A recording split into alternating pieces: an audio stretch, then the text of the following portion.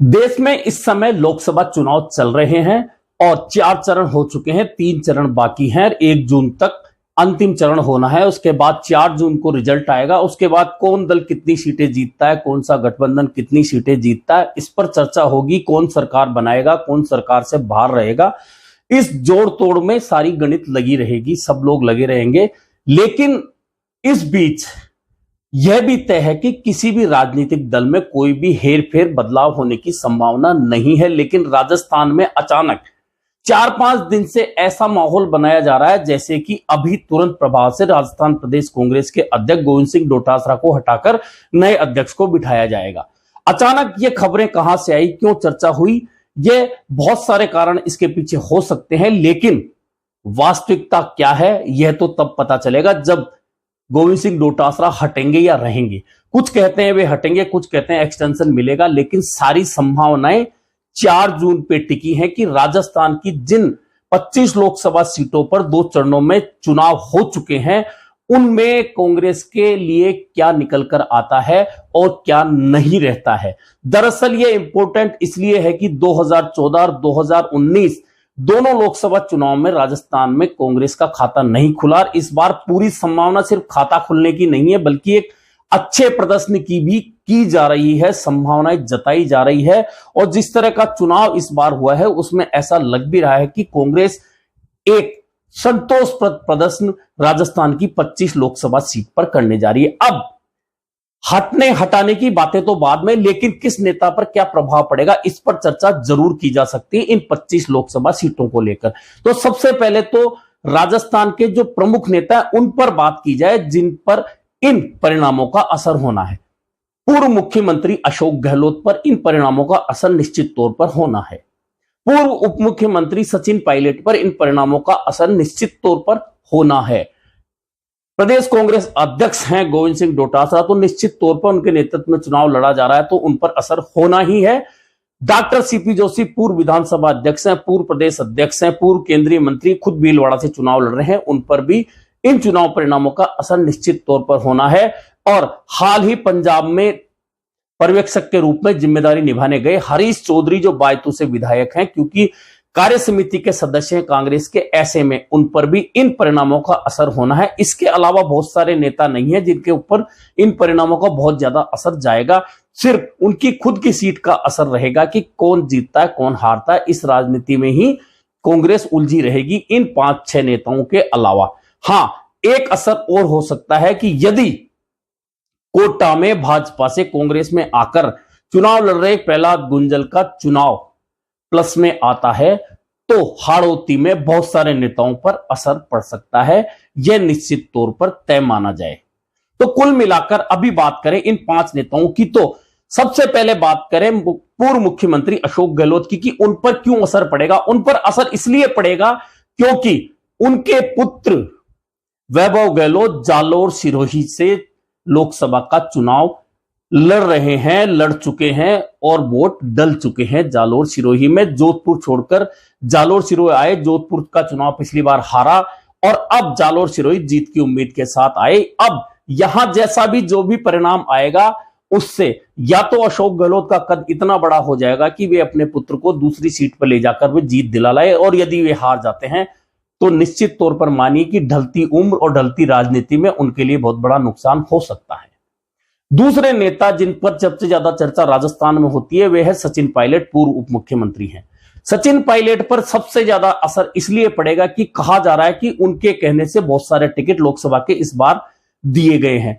उनमें नाम लिया जाए मुरारी लाल मीणा का। हालांकि 2 साल से लोकसभा के उम्मीदवार मुरारी लाल मीणा राजस्थान की राजनीति में उस समय उतर चुके थे, तब सचिन पायलट पहला चुनाव लड़ने नहीं आए थे, यानी कि वे बसपा से एमएलए बन चुके थे। हालांकि राजेश पायलट परिवार के साथ शुरू से जुड़े हुए हैं, ऐसे में निश्चित तौर पर वह टिकट खाते में सचिन पायलट के में ही जाएगा। उसके बाद बात करें हरीश मीणा, क्योंकि 19 विधायक जो मानेसर गए थे उनमें हरीश मीणा भी थे। ऐसे में टोंक सवाई माधोपुर जो कि खुद गृह क्षेत्र अभी सचिन पायलट का है, वहां से लोकसभा उम्मीदवार है, वह टिकट भी उनके खाते में जाता है। विजेंद्र ओला 3 बार 4 बार एमएलए बन चुके हैं, उनके पारिवारिक सीट झुंझुनू है, लेकिन चूंकि 19 एमएलए में वे भी थे, ऐसे में उन्हें भी माना जा सकता है कि सचिन पायलट खेमे का वह टिकट है।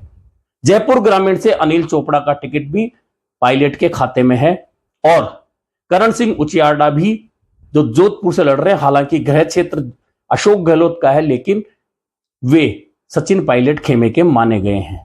ऐसे में यह जो टिकट हैं, इन्हें कहा जाता है कि वे टिकट हैं जो सचिन पायलट खेमे के। हालांकि भरतपुर का टिकट संजना जाटव का, वह भी सचिन पायलट खेमे का माना जाता है। ललित यादव का टिकट भी उस खेमे का माना जाता है। लेकिन यह भी तय है कि अलवर में जिसे टिकट मिलता है उसमें भंवर जितेंद्र सिंह की हामी नहीं होगी, तो चाहे कोई नेता चाहे टिकट किसी को नहीं मिल सकता। कुल मिलाकर यह सारा खाता जो है सचिन पायलट का। अब इनमें से कौन जीतेगा कौन नहीं जीतेगा, इस पर सचिन पायलट का भविष्य राजस्थान में निर्भर करेगा।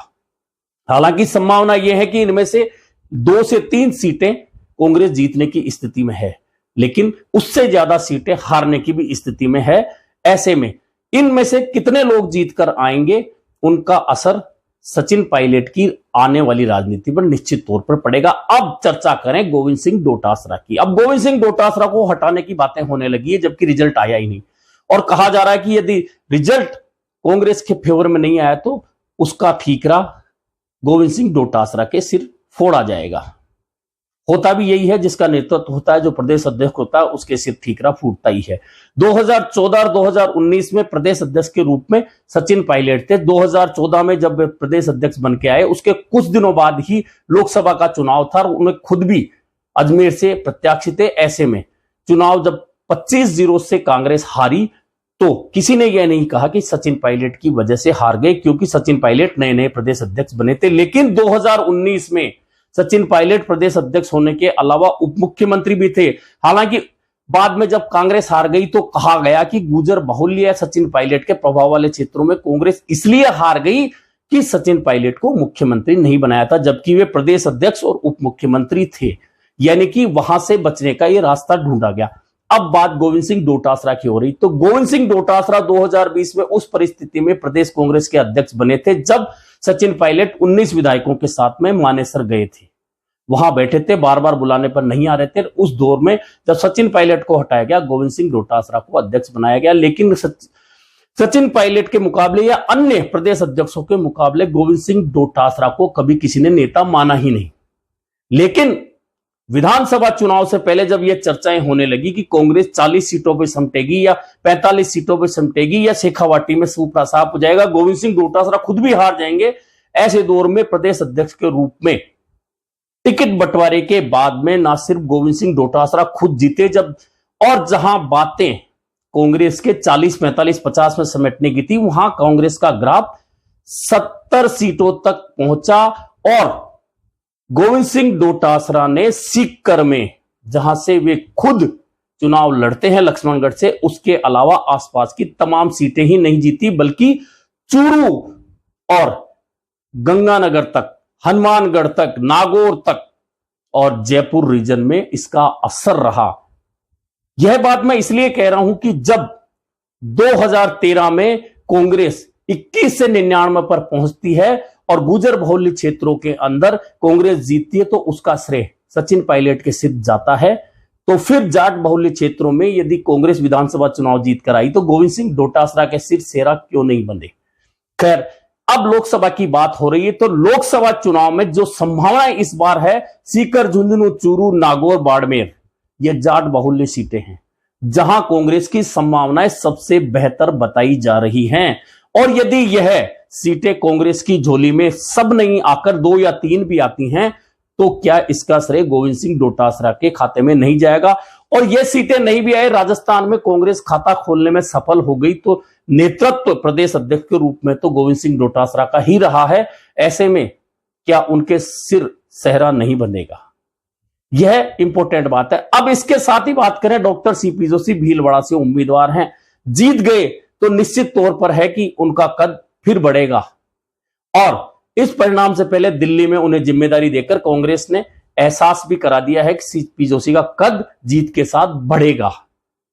हालांकि भीलवाड़ा बड़ी टफ सीट है, पिछली बार 6.5 लाख वोटों से कांग्रेस हारी थी, लेकिन इस बार मुकाबला काफी नजदीकी, हार जीत का अंतर 50,000 लाख के आसपास रह सकता है। ऐसे में सीपी जोशी के कद पर इस हार जीत परिणाम का असर निश्चित तौर पर पड़ेगा। और एक नेता जिनकी बात की थी, हरीश चौधरी का कद ऊपर नीचे कितना होगा यह बाड़मेर के परिणामों पर निर्भर करेगा। और बाड़मेर चूंकि स्थितियां जो बताई जा रही है, सटोरिये जो बता रहे हैं, उसमें कांग्रेस के फेवर में जा रहा है। यह हरीश चौधरी के खाते में इसलिए जाएगा कि हरीश चौधरी ने अपने खिलाफ आरएलपी टिकट पर लड़ने वाले उम्मीदवार को न सिर्फ कांग्रेस ज्वाइन कराई बल्कि उन्हें लोकसभा का चुनाव भी लड़वाया और पूरी ताकत के साथ खुद ने भी साथ दिया। और यदि वह परिणाम कांग्रेस के पक्ष में आता है तो हरीश चौधरी का कद निश्चित तौर पर बढ़ेगा।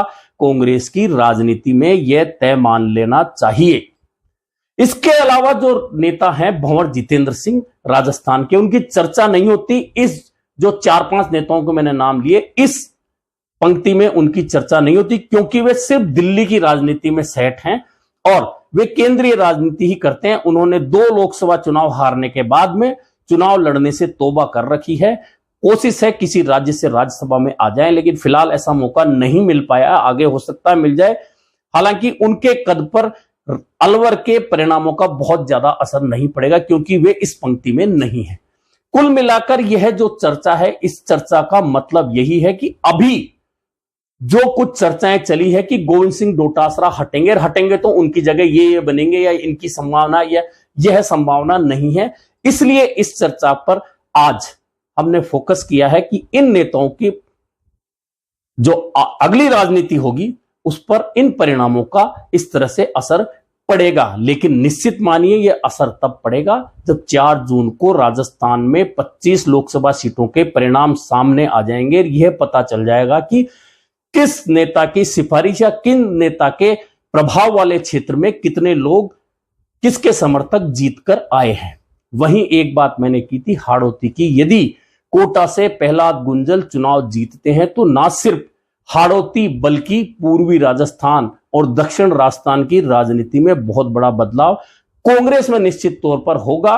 क्योंकि प्रहलाद गुंजल जिस टाइप के नेता, यदि वे लोकसभा में पहुंच जाते हैं तो निश्चित तौर पर उनका कद एक अलग तरह से उभरेगा, जैसा कि भाजपा में चुनाव हारते रहने के बावजूद उन्होंने बनाए रखा था। और ओम बिरला लोकसभा अध्यक्ष को अगर कोई नेता हरा के जाता तो निश्चित मानिए कांग्रेस आलाकमान की नजरों में वह नेता अपने आप ही बड़ा हो जाता है, उसका कद बड़ा हो जाता है। ऐसे में फिलहाल गोविंद सिंह डोटासरा को हटाने की चर्चाएं कितनी भी हो, लेकिन यह तय है कि सबसे पहले तो इंतजार 4 जून के परिणामों का, और परिणाम आने के बाद भी इतना तय मान लीजिए कि आने वाले पंचायत और निकाय चुनाव तक गोविंद सिंह डोटासरा को एक्सटेंशन मिलना तय है। क्योंकि राजस्थान में कांग्रेस का न सिर्फ खाता खुलना है बल्कि इस बार कांग्रेस संतोषप्रद परिणाम लेकर आ रही है।